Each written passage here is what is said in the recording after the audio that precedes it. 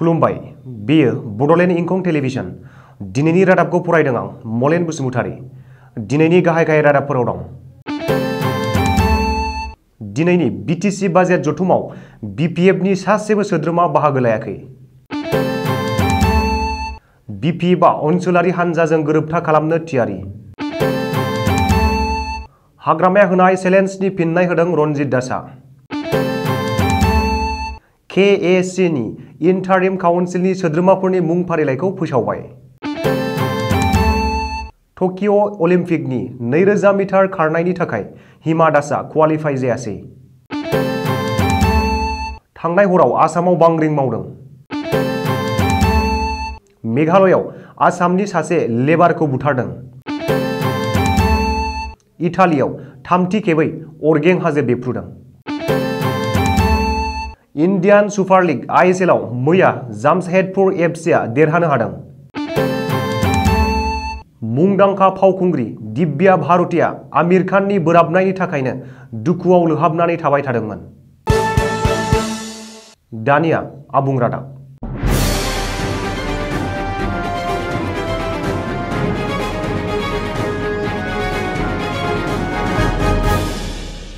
BTC secretariat मावख'आव दिनै बिटिसिनि 2021-2022 मायथाइनि बाजेट जथुम खुंफुंनाय जायो। बिटिसिनि बुंथिगिरि खाथिराम बर'नि दैदेननायाव दिनैनि काउन्सिलनि मेलखौ जथुमदों। नाथाय दिनैनि जथुमावबो हेंथा दोलो एबा हाग्रामा महिलारि दैदेननाय बिपिएफ दोलोनि सासेबो एमसिएलएफोरा बाहागो लायाखै होननानै मिथिनो हादों। दिनैनि जथुमावबो बिपिएफनि सासेबो सोद्रोमाया बाहागो लायैयाव बिटिसिनि गाहाय प्रमद बर'आ गोथौ दुखु मोननाय फोरमायनायजों लोगोसे सुबुंखान्थि रायजोआव सायख'जानाय सोद्रोमाफोरानो बाजेट जथुमाव बाहागो लायैया रायजो राजाफोरनि जौगालु बिथांखिफोरखौ मावफुंनायाव हेंथा नुजागोन होननानै बुंदों। प्रमद बर'आ खौरांगिरिनि सिगाङाव फोरमायनाय बादिब्ला दिनैनि बाजेट जथुमाव बिटिसिनि मोनफ्रोमबो बिफाननि जौगालु बिथांखिफोर मावफुंनाय आरो एअपिनि सायाव सावरायनाय जायो आरो दिनै 89 कौटि रांनि बाजेट प्रभिजनखौ जथुमाव दैखांनाय जायो।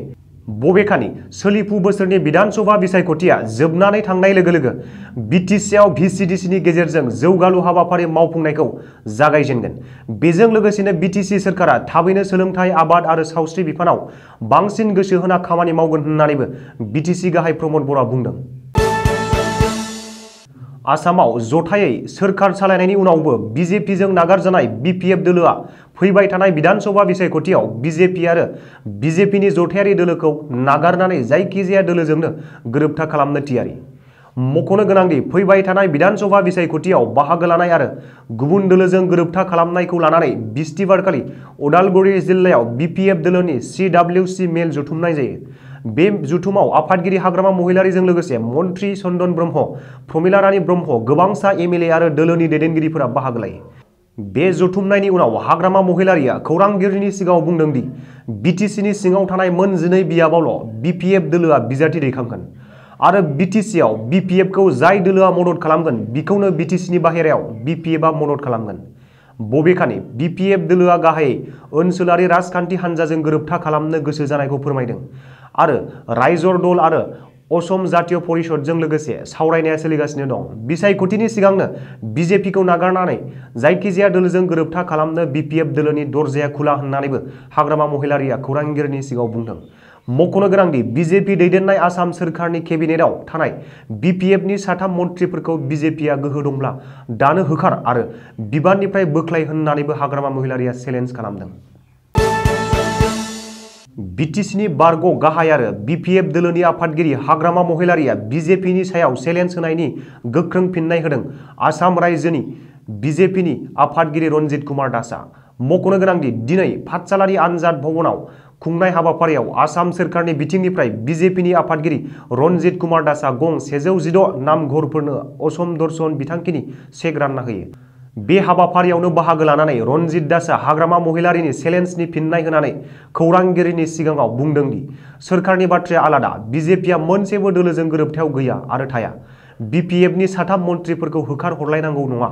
सोरहाबा जुदि लाजिनाय दं बिसोर गावबा गावनो ओंखारलांगोन। मख'नो गोनांदि बिजेपिआ गोहो दंब्ला आसाम सोरखारनि केबिनेटआव थानाय बिपिएफनि 3 मन्थ्रिखौ होखार होननानै हाग्रामा महिलारिया चेलेन्ज होदोंमोन। ओरैहाय फैबाय थानाय बिधानसभा बिसायख'थिनि थाखाय बिजेपि आरो एजिपि मोननै दोलोनि गेजेराव मासि रानलायनायखौ लानानै दासिमबो सावरायनाय जायाखै। मार्च दाननि गिबि सप्तायाव एजिपिनि मिरु आफाद आरो बिजेपिनि मिरु आफादा मासि रानलायनायनि बागै सावरायगोन आरो थि खालामगोन होननानैबो रनजित दासआ खौरांगिरिनि सिगाङाव बुंदों। बिटिसिनि बाहेरायाव थानाय बर'फोरनि थाखाय बड' कछारी वेलफेयार अट'नमास काउन्सिल दानाया आबुं जानायनि उनाव कच राजबंशी हारिनि थाखाय खमथापुर अट'नमास काउन्सिल सुंद'यै KAC दानायाबो जाफुंनायनि लामायाव। खमथापुर अट'नमास काउन्सिलनि इन्टारिम काउन्सिल दानायनि थाखायबो आसाम सोरखारा लाहार फाहार खालामदों। मख'नो गोनांदि राजबंशी हारिनि थाखाय सोरजिनाय खमथापुर अट'नमास काउन्सिलनि इन्टारिम काउन्सिलनि सोद्रोमाफोरखौ आसाम सोरखारा फोसावबाय। आसाम सोरखारनि WPT&BC बिफाना बिस्तिबारखालि मोनाबिलियाव खमथापुर अट'नमास काउन्सिलनि इन्टारिम काउन्सिलनि सा 30 सोद्रोमाफोरनि मुं फारिलाइखौ फोसावदों। आसाम सोरखारा फोसावनाय बादिब्ला हितेश्वर बर्मनखौ मासिगिरि आरो गकुल बर्मनखौ चिफ एक्जिकिउटिभ काउन्सिल सुंद'यै CEC सायख'नानै खमथापुर अट'नमास काउन्सिलनि इन्टारिम काउन्सिलखौ दानाय जागोन। KAC नि इन्टारिम काउन्सिलाव सा 10 एक्जिकिउटिभ काउन्सिलरफोर थिसननाय जादों। मख'नो गोनांदि बिटिआरखौ लानानै आसामाव थाखानाय अट'नमास काउन्सिलफोरखौ नागारनानै आरो बोखावजायै गवालपारा जिल्लायाव कच राजबंशी हारिनि थाखाय खमथापुर अट'नमास काउन्सिलखौ दानाय जादों। फैबाय थानाय टकिअ अलिम्पिकनि 200 मिटार खारनायनि थाखाय क्वालिफाइ जानो हायासै धिं एक्सप्रेस हिमा दासआ। मख'नो गोनांदि हिमा दासआ इन्डियान ग्रां प्रिनि 200 मिटार खारनायाव सनानि मेडेल देरहानानैबो अलिम्पिकनि थाखाय सायख'जायाखिसै। इन्डियान ग्रां प्रि एथलेटिक्सनि 200 मिटार खारनायाव हिमा दासआ सनानि मेडेल देरहानो हादोंब्लाबो अलिम्पिकनि थाखाय गोनां जानाय समय सीमाखौ आबुं खालामनो हायैनि थाखायनो टकिअ अलिम्पिकनि थाखाय सायख'जायासै होननानै सुलुङाव फोरमायदों। रिपर्ट बादिब्ला हिमा दासआ 200 मिटारखौ 23.31 सेकेन्डआव खारनो हादों, नाथाय अलिम्पिकनि थिखानाय समा 22.80 सेकेन्ड। बबेखानि 200 मिटार खारनायाव हिमा दासआ क्वालिफाइ जायाखैब्लाबो बिथांनि आखायाव अलिम्पिकआव जायगा आवग्रिनो थाखाय फेडारेशन कापनि मुङाव मोनसे खाबु दंबावो।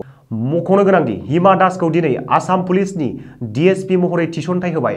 गुवाहाटी नोगोरमायाव खुंनाय मेहेरगोनां हाबाफारियाव गिबि मन्थ्रि सर्बानन्द सन'वालआ हिमा दासखौ DSP महरै थिसनथाइ होयो। बे हाबाफारियाव गोदानै सायख'जानाय आसाम पुलिसनि सा 597 SI फोरनोबो थिसनथाइ होनाय जायो। आसामाव बिस्तिबारखालि हराव बांग्रिं मावदों। थांनाय हरनि 10:33 रिंगायाव आसामनाङै बांग्रिं सोमावग्लुंलांदों। बबेखानि थांनाय हरनि बांग्रिंनि गोख्रैथिया रिक्टार स्केलाव 3.6 गोख्रैथिमोन होननानै सुलुङाव फोरमायदों। रिपर्ट बादियै गुवाहाटी नोगोरमानिफ्राय 30 किल'मिटार गोजानाव थांनाय हरनि बांग्रिंआ जागायजेन्दोंमोन। ओरैहाय बे खौरांखौ सुजुनाय समहालागै आसामाव बांग्रिं मावग्लुंलांनायाव दासिमबो जेबो रोखोमनि खहा जानायनि रिपर्ट खौराङाव सफैयाखै। मेघालयआव खामानि मावहैनाय आसाम माइग्रेन्ट लेबारफोरनि सायाव हानजायारि गाग्लोबनाय जाथायाव आसामनि सासे लेबारा जिउ गोमानायजों लोगोसे गुबुन सा 8 लेबारफोरा गोब्राबै जखम जायो। मख'नो गोनांदि बे हिंसायारि आरो हानजायारि गाग्लोबनाय जाथाया मेघालयनि खोला सोनाब खासि हाजो जिल्लायाव जादों।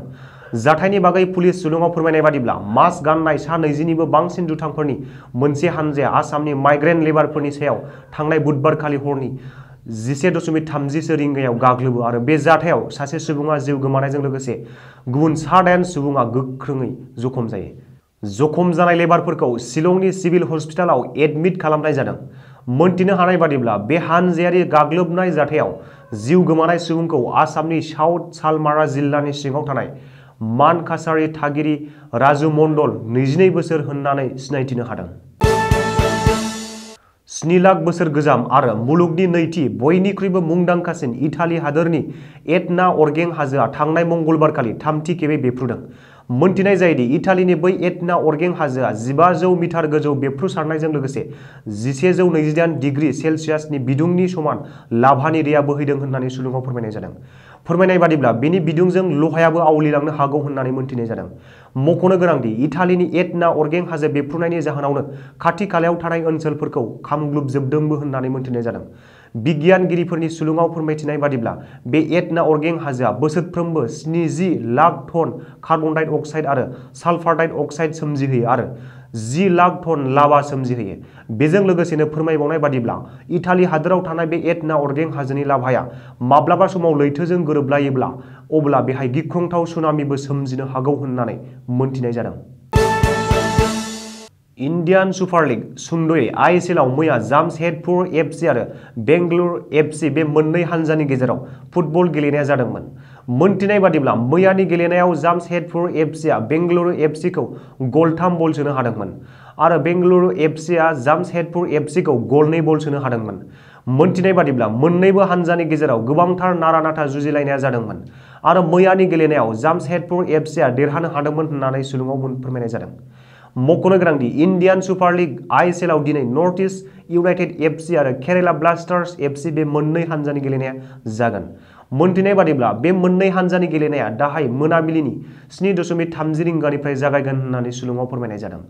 बेजों लोगोसे बेखौबो मोनथिहोखाबावनाय जायोदि गाबोननि मोनाबिलि समाव ओडिशा एफसि आरो इस्ट बेंगल एफसि बे मोननै हानजानि गेजेराव फुटबल गेलेनाया जागोन।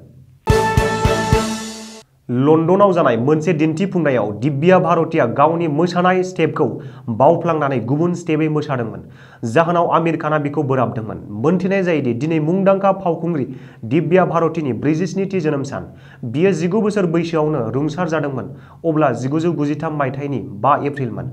मोनथिनाय बादिब्ला रुंसारि जानाय फावखुंग्रि दिव्या भारतीनि गोबांथार जाथायफोरा मुंदांखा जानायनि अनगायैबो आमिर खाननि रागायै बोराबनायनि जाहोनाव दिव्या गोबां सान दुखुआव लोहाबनानै थाबाय थादोंमोन। मख'नो गोनांदि बै समाव फावखुंग्रि दिव्या बुंदोंमोन दि दिन्थिफुंनाय समाव गोरोन्थि जादोंमोनब्लाबो बेखौ गाव कभार खालामदोंमोन। बेनि थाखायनो दिव्या गावनि गोरोन्थिखौ गनायदोंमोन। अब्लाबो आमिर खानआ मानियाखैमोन आरो दिव्यानि जायगायाव जुहि चावलाखौसो पारफर्मेन्स खालामहोनायनि बोसोन होदोंमोन आमिर खानआ। जाहोनाव दिव्याया गोबां सान दुखुआव लोहाबनानै थाबाय थादोंमोन।